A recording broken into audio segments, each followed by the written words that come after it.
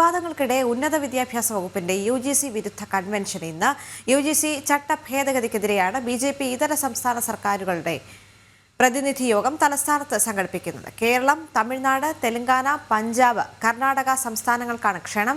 അതേസമയം കൺവെൻഷനുമായി ബന്ധപ്പെട്ട ഉന്നത വിദ്യാഭ്യാസ വകുപ്പ് ഉത്തരവിൽ ചാൻസലറായ ഗവർണർ മുഖ്യമന്ത്രിയെ അതൃപ്തി അറിയിച്ചിട്ടുണ്ട്. കൺവെൻഷനിൽ പങ്കെടുക്കുന്ന കാര്യം VC-മാർക്ക് സ്വയം തീരുമാനിക്കാമെന്നും രാജ്ഭവൻ അറിയിച്ചിട്ടുണ്ട്. കൺവെൻഷനിൽ സർവകലാശാല VC-മാർ പങ്കെടുത്തേക്കില്ല എന്നുള്ളൊരു വാർത്ത കൂടി ഈ ഒരു ഘട്ടത്തിൽ പങ്കുവെക്കേണ്ടതുണ്ട്. ശാലിനി ചേരുന്നുണ്ട്. ശാലിനി, ഇതിൽ ഏറ്റവും പുതുതായി നമുക്ക് പങ്കുവെക്കാനുള്ളത് കൺവെൻഷനിൽ സർവകലാശാല VC-മാർ പങ്കെടുത്തേക്കില്ല എന്ന കാര്യം തന്നെയാണ്. കഴിഞ്ഞ ദിവസം ഇതുമായി ബന്ധപ്പെട്ട് UGC വിരുദ്ധം എന്നുള്ള അതിനെ മാറ്റി അല്ലെങ്കിൽ അതിലൊരു തിരുത്ത് ഉണ്ടാകുന്ന ഒരു സാഹചര്യം ഉണ്ടായിരുന്നു. അതിനുശേഷം ഇപ്പോൾ ഏറ്റവും പുതുതായി അറിയാൻ സാധിക്കുന്നത് VC-മാർ ഈ ഒരു യോഗത്തിൽ പങ്കെടുത്തേക്കില്ല എന്ന് തന്നെയാണല്ലേ?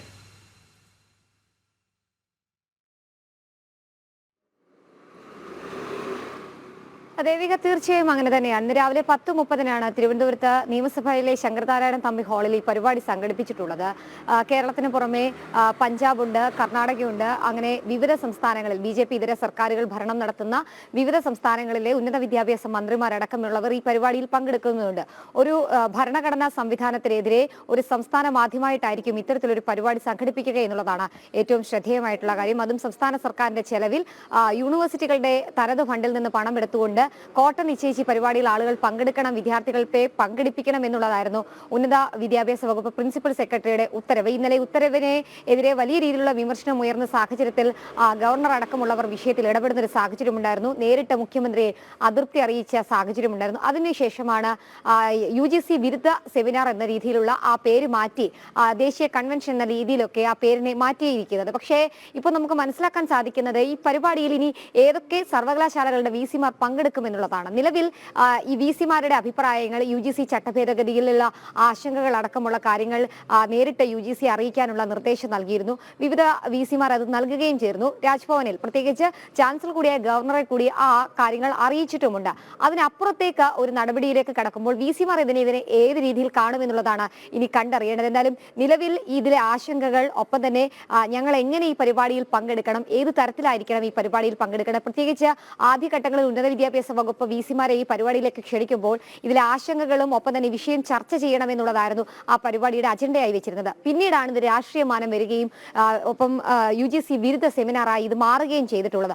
ആ സാഹചര്യത്തിൽ ഞങ്ങൾ ഏത് തരത്തിൽ ഇതിൽ പങ്കെടുക്കണം, എങ്ങനെ അഭിപ്രായം രേഖപ്പെടുത്തണം എന്നതടക്കമുള്ള കാര്യങ്ങൾ ആരാഞ്ഞുകൊണ്ട് ഇന്നലെ കേരള സർവകലാശാലയുടെ VC ഡോക്ടർ മോഹൻ കുന്നുമേൽ ഗവർണർക്ക് ഇമെയിൽ അയക്കുന്ന സാഹചര്യം ഉണ്ടായിരുന്നു. ഇതിനൊക്കെ പിന്നാലെയാണ് രാജ്ഭവൻ അടിയന്തരമായി വിഷയത്തിൽ ഇടപെട്ടിട്ടുള്ളത്. സ്വാഭാവികമായി നമ്മൾ മനസ്സിലാക്കുന്നത് കേരള സർവകലാശാല VC ഇതിൽ പങ്കെടുക്കാനുള്ള സാധ്യതകൾ വളരെ കുറവാണ്.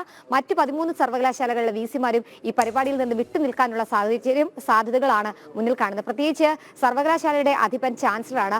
അദ്ദേഹം എതിർപ്പറിയിച്ച ഒരു പരിപാടിയിൽ അതിന്റെ തൊട്ടു താഴെയുള്ള ഭരണഘടനാ സംവിധാനം എന്ന നിലയിൽ സർവകലാശാല VC-മാർ ഈ പരിപാടിയിൽ പങ്കെടുക്കുമോ എന്നുള്ളത് കണ്ടറിയേണ്ടിയിരിക്കുന്നു. എന്തായാലും 10:30 തന്നെ പരിപാടി നടക്കുമെന്നുള്ളത് അറിയിക്കുന്നുണ്ട്. ഇന്നലെ ഈ ഉത്തരവ്, മാർഗനിർദ്ദേശം പുറത്തിറക്കിയ ഉത്തരവടക്കം ചില മാറ്റങ്ങൾ വരുത്തി പിന്നീട് സർക്കാർ അത് ഇറക്കുന്ന ഒരു സാഹചര്യം. എന്തായാലും കേന്ദ്ര സർക്കാരിനെതിരെയും UGC-ക്കെതിരെയും കൈകോർക്കാനായി ഒരു സമര ആഹ്വാനത്തിനും പ്രമേയം പാസാക്കാനുമായ ഒരു വേദി അത് സർക്കാർ ചെലവിൽ തന്നെ നടത്തുന്നതിനെതിരെ വലിയ രീതിയിലുള്ള വിമർശനം ഉയരുന്നുണ്ട്. ഇനി ഗവർണർ ഏതെങ്കിലും തരത്തിൽ ഈ അവസാന മണിക്കൂറിൽ ഈ വിഷയത്തിൽ മറ്റേതെങ്കിലും ഇടപെടൽ നടത്തുമോ എന്നുള്ളതാണ് അറിയേണ്ടത്. എന്തായാലും VC-മാർ ഈ നിർദ്ദേശങ്ങളൊക്കെ ലംഘിച്ച് പോവുകയാണെങ്കിൽ അതിലേതെങ്കിലും തരത്തിലുള്ള നടപടികൾ രാജ്ഭവന്റെ ഭാഗത്തു നിന്നുണ്ടാകും എന്നുള്ളത് കണ്ടറിയേണ്ടിയിരിക്കുന്നു. എന്തായാലും തുടക്കം മുതൽ തന്നെ കൃത്യമായി ഫയലുകൾ പഠിച്ച് കൃത്യമായ നടപടികൾ സ്വീകരിക്കുന്ന ഗവർണർ രാജേന്ദ്ര വിശ്വനാഥ് അർലേക്കർ ഇക്കാര്യത്തിലും കൃത്യമായ ഇടപെടൽ നടത്തിയിരിക്കുകയാണ്.